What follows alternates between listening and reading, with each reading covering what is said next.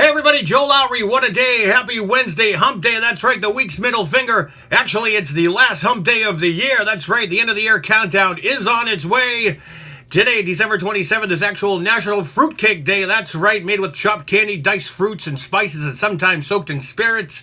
Fruitcake has been a holiday gift-giving tradition for many years. Rome is believed to be the creator of the fruitcake, and one of the earliest recipes known comes from Rome listing pomegranate seeds, pine nuts, and raisins that were mixed in a barley mash. That is your fruitcake. Now you know.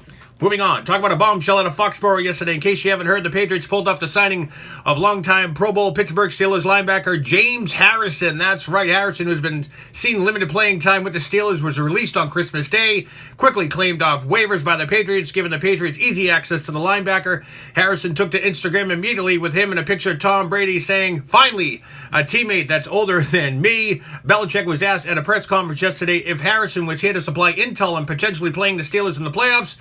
Belichick scratching his head says, "I can only tell you that we're playing the New York Jets this week." That's right. Well, I can only scratch my head at this, why Pittsburgh is doing this. I want to first say thank you, Pittsburgh Steelers. I don't know why you did this, but thank you very much. This is almost the equivalent, folks, of the Patriots letting, say, like Julian Edelman or even Tom Brady letting go. But for now, the Patriots have picked up a much-needed linebacker. Okay, on to the Bruins.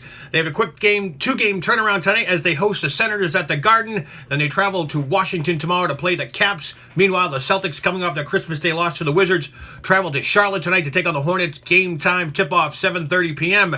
All right, folks, this is important. I know it's early in the season, but the flu has started to hit the nation in record numbers. That's right. I see it on Facebook. People just suffering from the flu this season. Now, as the holiday season continues, the U.S. is also entering its peak flu season.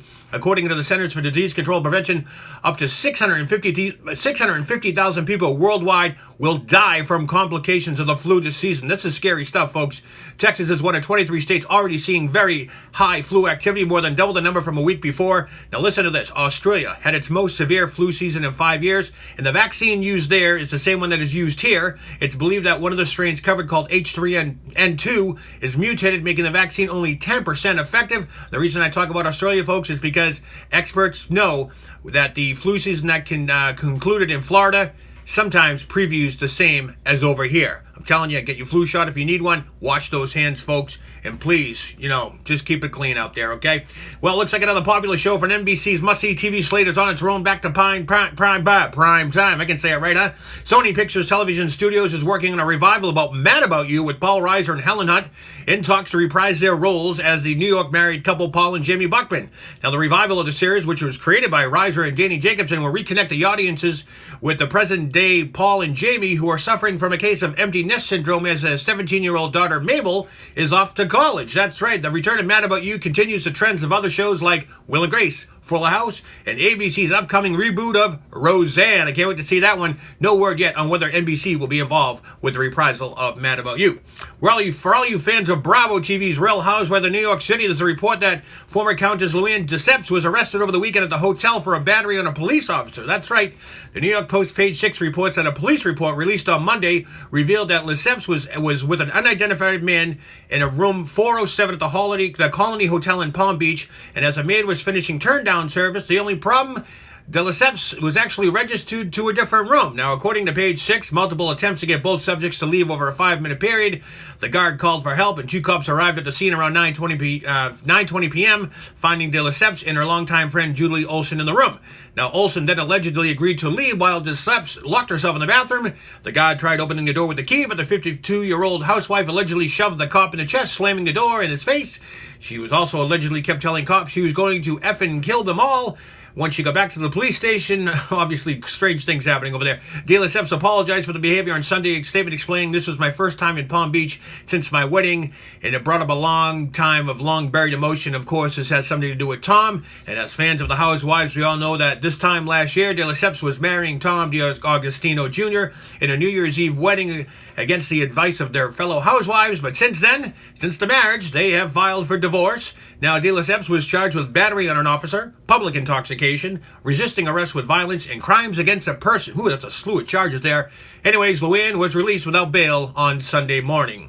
Well, with most of the Northeast under an Arctic blast with temperatures falling below zero and the wind chills doing just the same, imagine being in Erie, Pennsylvania right now. Not kidding you, folks. They have received over 5 feet of snow in the past 3 days. 5 feet. This is serious, folks. This snowfall, of course, shattered records of previous snowfall amounts, and the National Weather Service said as of Tuesday night, they had counted over 7 records broken at the city and state levels.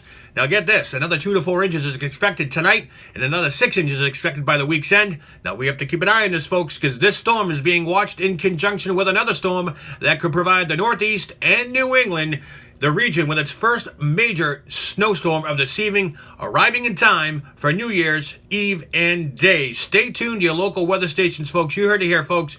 The perfect storm is on its way. I think we're going to get a beauty on this one. I just have a feeling. You know, it's the only way to fitting to dismiss 2017.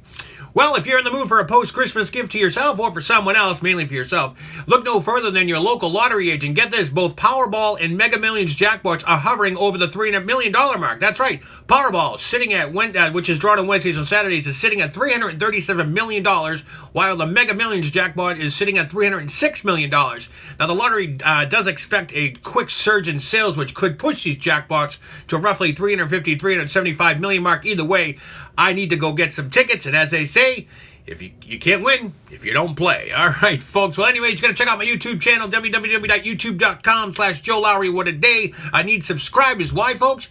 All you got to do is subscribe, and what's that again? That's right. It's free. It's free. It's free. Well, that's going to do for me on this hump day, the week's middle finger. It's the last one of 2017. I want you to enjoy this last Wednesday of 2017, and we'll see you next time. I'm Joe Lowry. What a day.